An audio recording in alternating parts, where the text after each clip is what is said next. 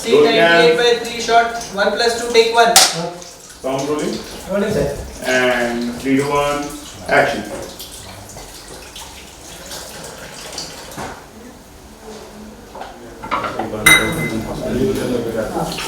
छुट्टी है because it's छुट्टी है तो वहाँ पे पहले आज कहाँ से आया? क्यों?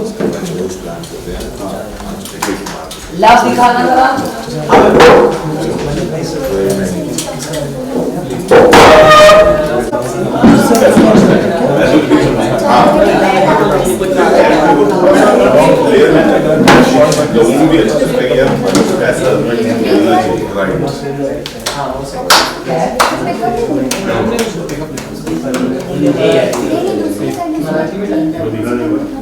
ये सामने वाला इसका बोल रहा है लास्ट को वैसे भी टाइम तो कि हमारा को ले शुभांगी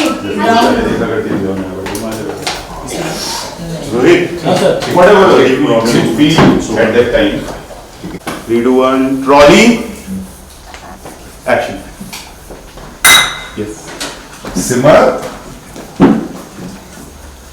हेलो कितना काम कर रही हो भक्ति नहीं हो गया छोड़ो इसे नहीं प्लीज थोड़ा सा बाकी है कर ले क्या बाकी है आराम कर लो रिलैक्स कर लो फिर तो आएगी वो संजय तुम जब हॉस्पिटल नहीं जाते हो तो क्या करते हो?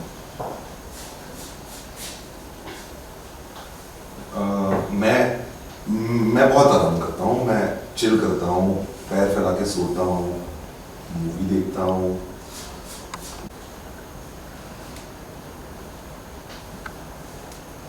बोलो और तुम मिस को आदत मुझे कभी नहीं मिलती इसलिए आदत ये वाला बिगाड़ो मेरी क्या कहना चाहेंगे फौजी 2 के बारे में? फौजी है हमारा गाना सुना कि नहीं इंस्टाग्राम पे रिलीज हो चुका है टी सीरीज ने रिलीज किया है guys please go and Sonu Nigam ji की आवाज में श्रेयस पुराने की म्यूजिक है बहुत अच्छे बोल बहुत अच्छे दिल से सच जाइए गाना सुनिए बहुत सारी रील्स बनाइए और वायरल कर दीजिए so good to see you both of you. Thank you so much Fauji 2 DD पे ट्रेंड कर रहा है अगर आप लोगों ने न्यूज़ सुनी होगी शूट से अगर आप लोग जी 100% सुनी है भाई हम तो सुनेंगे ही हमारा शो है हमें पता है कि टीआरपी भी बड़ी अच्छी है बिल्कुल काफ़ी अच्छा चल रहा है और काफ़ी अच्छा रिस्पांस आ रहा है।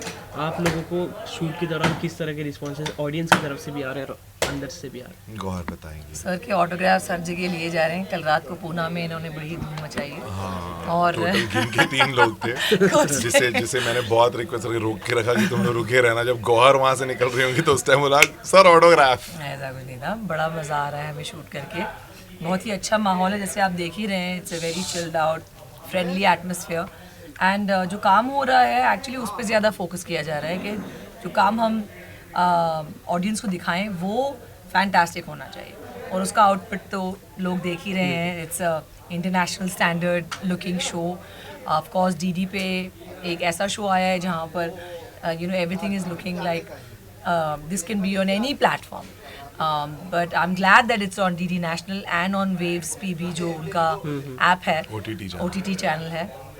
We are very happy with it and हमको पता लगता है 1.1, 1.8, 2.1 तक आ गया है तो हमें तो बहुत खुशी होती है।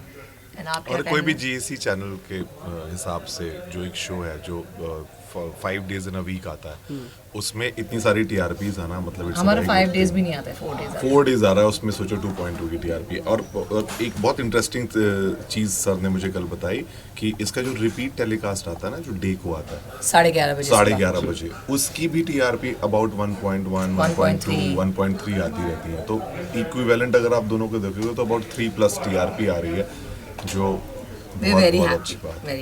38 से 39 एपिसोड रिलीज हो चुके हैं अभी तक। इतना ज़्यादा पसंद कि आप लोगों ने उनमें से कोई देखा? हाँ मैं ऑलमोस्ट 20-21 एपिसोड देख चुकी हूँ।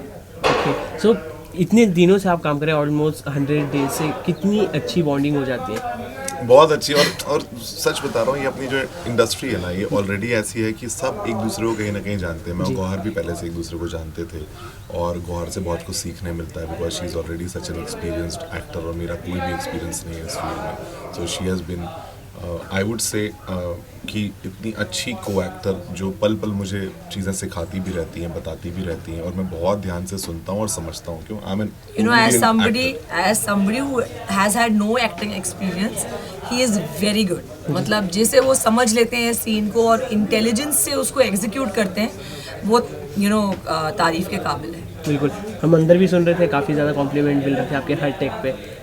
आप एज एन प्रोफेशनल एक्टर नहीं हैं, फिर भी आपने इतनी अच्छी एक्टिंग कर दिखाई और लोगों से इतना ज़्यादा अप्रिसिएशन मिल रहा है। कितना ज़्यादा डिफिकल्ट था आपके लिए? और फौजी 2 जैसे में आपने किरदार निभाया। डिफिकल्ट तो होता है, कोई भी चीज़ आप नई नहीं करोगे तो आपको डिफिकल्टी आएगी, but that's what I am saying ना, वहीं पे जिन लोगों के साथ आप काम कर रहे हो उनकी भूमिका वहीं से शुरू होती है कि वो आपको कितना कंफर्टेबल फील कराते हैं, वो उस पूरी प्रोसेस को कितना ईजी आपको फील कराते हैं कि यू नो हो जाएगा, इसमें कुछ इतना सोचने की बात नहीं है, एकदम आराम से, जस्ट बी नेचुरल। और जो भी एक्टिंग बोलते हैं हमें यह है कि एक्टिंग कर रहे हैं, बट एक्चुअली एक्टिंग होती नहीं है। आप जब जितने नेचुरल रहते हो, जितने मोस्ट नेचुरल सेल्फ में रहते हो, वही शायद सबसे best acting is not to act. हाँ, acting is not to act. वो मुझे यहाँ सेट में आने के बाद गौहर से ही पता चला था। सबसे पहले उन्होंने मुझे पहला टिप दिया था कि acting is not to act, वो मुझे याद रहेगा। तो माय पॉइंट इज कि डिफिकल्टीज आती हैं, बट एक अच्छी यूनिट और अच्छी टीम के साथ आप काम कर रहे हो तो जर्नी बहुत ईजी हो जाती है। फौजी 2 नाम ही काफ़ी इंस्पिरेशनल है, क्योंकि फौजी 2 नाम सुनते ही लोगों के रोंगटे खड़े हो जाते हैं। और आपने तो वर्दी भी पहनी रखी है, उसकी रिस्पॉन्सिबिलिटी कितनी है और क्या प्रिपरेशन आपने किया? बहुत ज़्यादा रिस्पॉन्सिबिलिटी। आप वर्दी का जब एक किरदार करते हैं जिसने वर्दी पहना हुआ है, तो ऑब्वियसली ऐसा कुछ भी नहीं करना चाहेंगे जिससे वर्दी की शान में कोई भी कमी आए। और हमारे प्रोडक्शन हाउस का संदीप सिंह का, जो हमारे प्रोड्यूसर हैं, हमारे क्रिएटिव हेड हैं, हमारे राइटर्स का, हमारे सारे एक्टर्स का यही एक एफर्ट है कि हम ऐसा कुछ भी ना करें जिससे किसी की भी कोई भी सेंटिमेंट को चोट पहुँचे। बस हमारे काम देख के लोगों को गर्व होना चाहिए। एंड इनफैक्ट हमारे जो यूनिट में जो एक किरदार भी प्ले कर रहे हैं अशोक जी, वो ऑलरेडी एक्स आर्मी है और एक्स हमारे एक ब्रिगेडियर सर भी हैं जो हमें गाइड करते रहते हैं। तो आप बिलीव नहीं करेंगे, बेल्ट सही से पहना हुआ है कि नहीं, टोपी का डायरेक्शन सही है कि नहीं, वो पर जो हम पहनते हैं टोपी पर वो कहीं गलत नहीं हो रहा है, बटन कैसे लगे हुए, हर चीज़ हर सीन के पहले चेक होती है। तो जिम्मेदारी काफ़ी है, लेकिन at the end of the day it's an entertaining show. It's a show जहाँ पर आप फौजियों की ज़िंदगी में क्या चलता है वो आप देखेंगे, एंड वही पसंद आ रहा है लोगों को। एज वी ऑल नो कि फौजी 1 जो अभी बॉलीवुड के किंग खान हो चुके हैं, आपको भी टेलीविज़न के किंग खान बोला जाता है, शाहरुख खान जी से कंपेयर किया जाता है। कितना रिलेटेबल हो जाता है? आपने पहले देखा हुआ फौजी 1 शाहरुख सर की? मतलब 83 में शायद फौजी 1 आया था, 83, and that is the year when I was born. तो शाहरुख सर की कुछ क्लिप्स 87 या 89 अच्छा, हाँ। तो 83 में मैं बॉर्न हुआ था, जब तक मुझे उतनी समझ नहीं थी, जब तक ये शोज आ चुके थे, बट टेलीविजन सबने देखना शुरू कर दिया था। शाहरुख सर का मुझे सर्कस, ये वो सारे सब शोज ध्यान है। तो फौजी एक तो कमांडो, इंडियन कमांडो वाला जोन एक क्रिएट हो जाता है, plus Fauji as a show Shahrukh sir की लेगेसी उससे जुड़ी हुई है। तो ये दोनों चीज़ों, मुझे ऐसा लगता है कि हम कल ही बैठ के ऐसे फन में डिस्कस कर रहे थे मैं और संदीप की, फौजी ने शाहरुख सर मतलब इतना बड़ा एक कैरेक्टर बनाया हुआ है, किसी को इतनी सक्सेस दी हुई है, और शुरुआती पॉइंट उसका था। वी आर वेरी पॉजिटिव कि हम सबका भी शुरुआती पॉइंट बहुत अच्छा फौजी से शुरू हुआ, और कुछ ऐसे ही होना तो चाहिए आगे चल के, मेहनत करते रहेंगे। इवन फॉर द बॉयज़, ये जो हमारे 8 बॉयज़ हैं, 8 से 10 जो बॉयज़ हैं हमारे शो में, वो इतना अच्छा काम कर रहे हैं। They all such good actors, all of them. मैं उनके साथ सीन करती हूँ तो मुझे ऐसा लगता है कि मज़ा आ रहा है काम करके।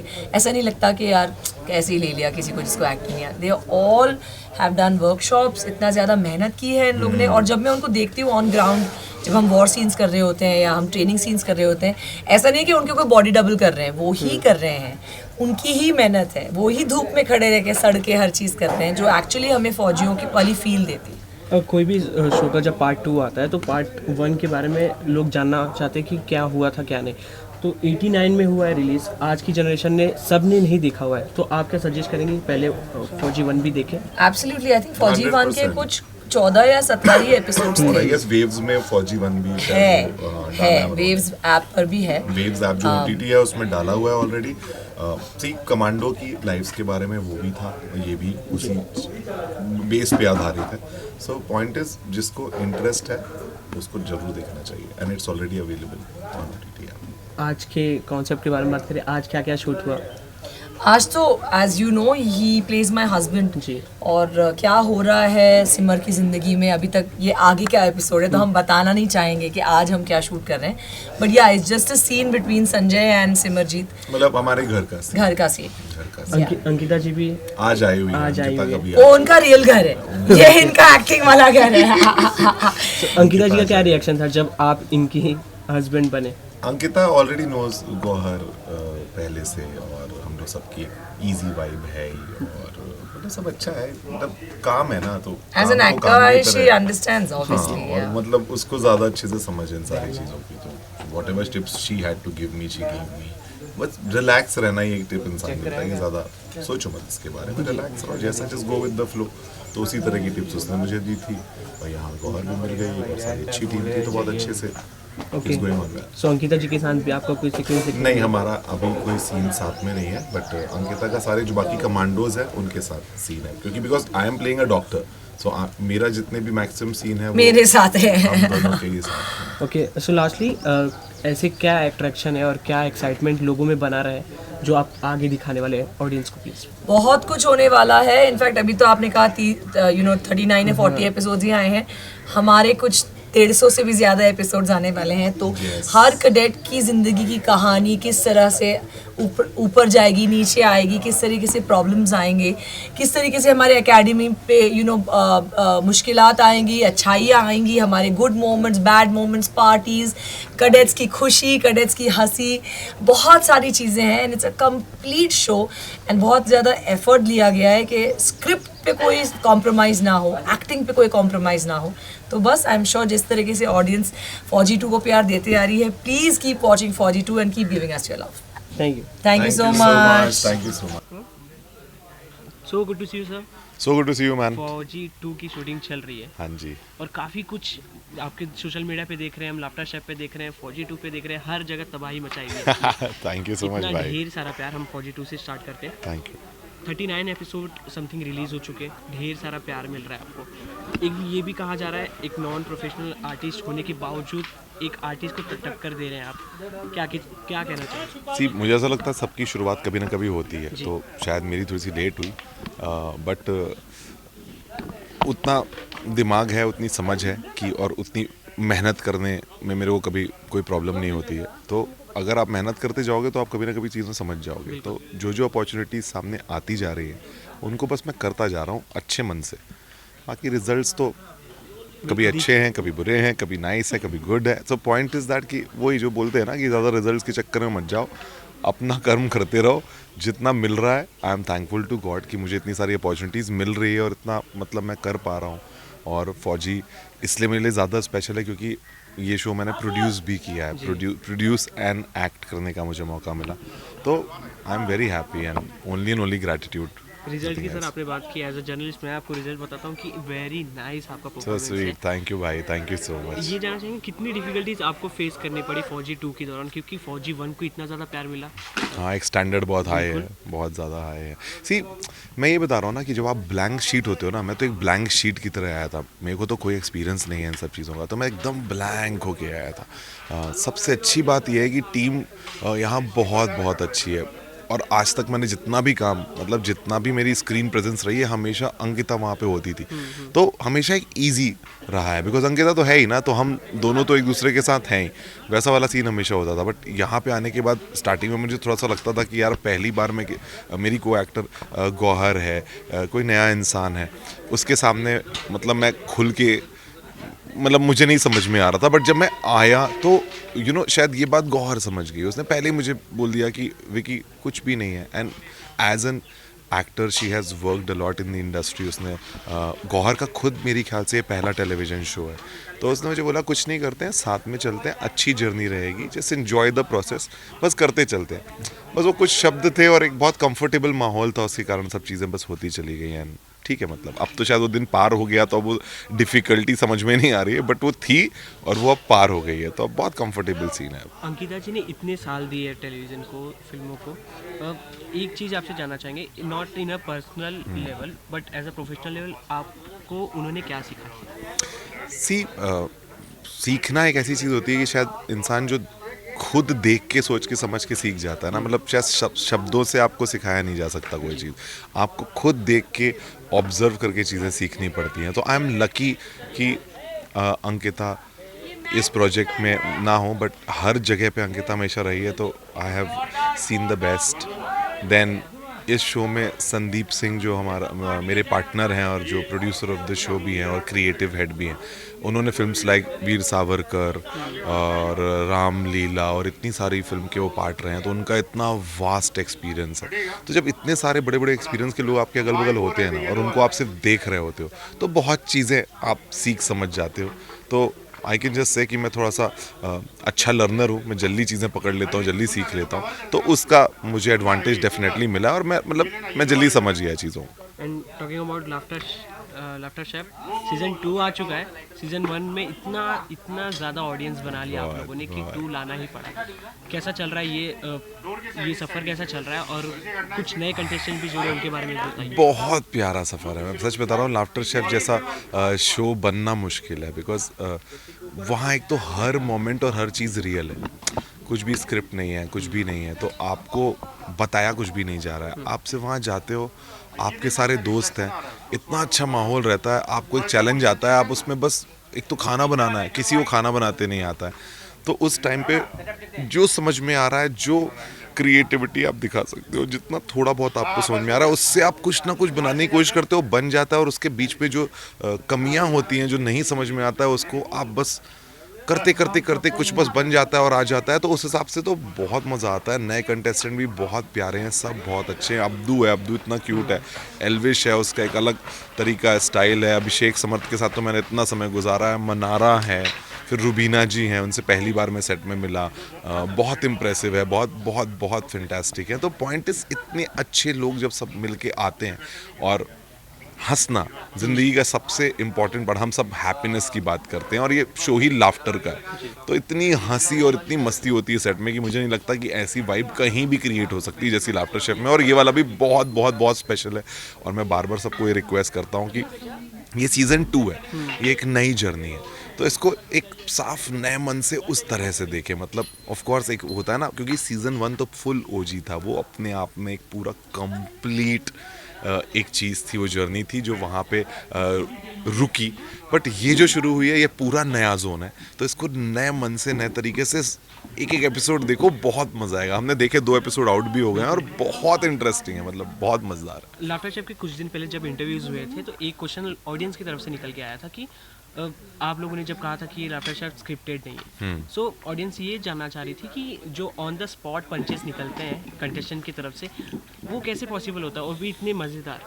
वो कंफर्ट से होता है पॉसिबल, क्योंकि हम सब सी कैसा होता है पंचेज, यहाँ पे कोई बहुत डार्क ह्यूमर वाला कोई सीन नहीं है, यहाँ पे कोई किसी की बेइज्जती नहीं कर रहा है, बट यू नो वो सब इतना अच्छा जोन है ना, सबकी इतनी अच्छी दोस्ती है कि हम दोस्तों में कैसे बात करते हैं एक दूसरे से, हम दोस्तों में क्या बातें करते हैं। आप अगर रियलिस्टिक साइड देखोगे तो दोस्त भी एक दूसरे की टांग खींचते रहते हैं, मस्ती करते रहते हैं, कुछ कुछ बोलते रहते हैं, उनका वो एक दूसरे पर उतना हक होता है।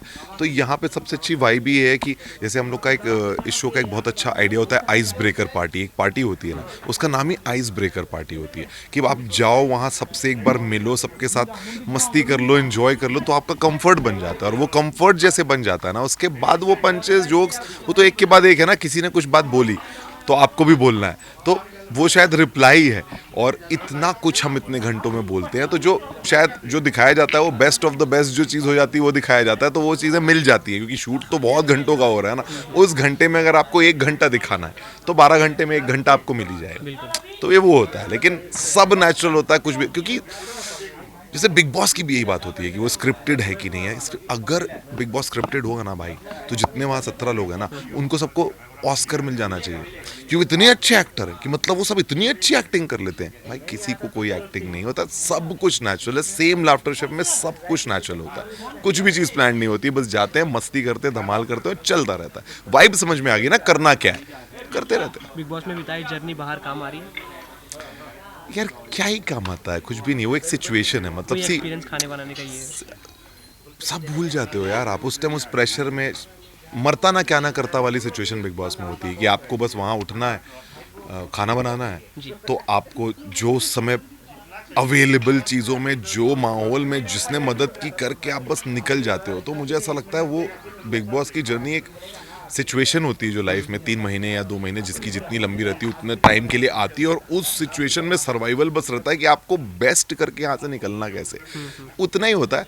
आप मजबूत डेफिनेटली हो जाते हो कि आप कठोर से कठोर परिस्थिति का सामना कर सकते हो। बस मुझे लगता है प्रैक्टिकली बस वही होता है कि आप अपने आप में इतने मजबूत हो जाते हो कि कभी कठोर इस परिस्थिति आएगी तो उसका मैं सामना कर लूँगा, बस।